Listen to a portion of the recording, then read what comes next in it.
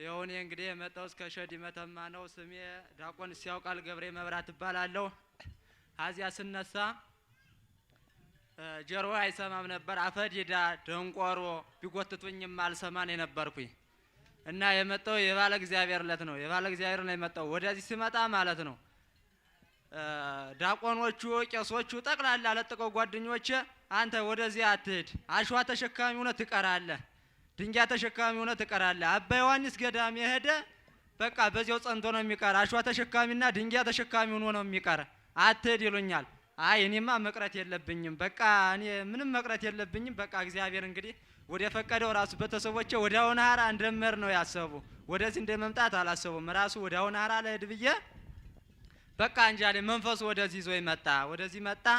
ካዚያ ራሱ ከስሳፈር ከሸዲ መተማ ለነጋዴ ባር በመኪና መጣው።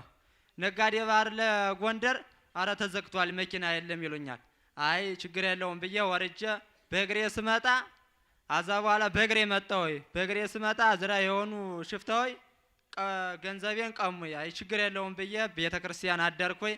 አሁን ግነት ጀሮዬም ሰምቶልኛል። በቃ አፌም አንደበቴን አስተካክሎልኛል። ለኔ የደረሰ አምላክ ለእናንተም ይድረስላችሁ።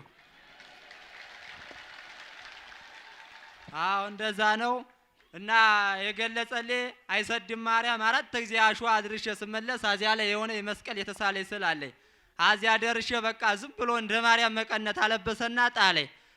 አዛ በኋላ 3 ጊዜ አሰገደኝ።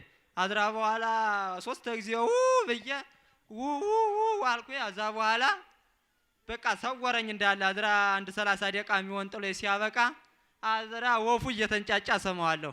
በዚህ ደግሞ ገዳሙ በቃ ሰው ያለ ሰማዋለሁ። እና ፈጣሪ አምላክ ደግሞ ለኔ የሰማኝ አምላክ ለእናንተም እንዲሰማችሁ ስላዳመጣችሁኝ አመሰግናለሁ።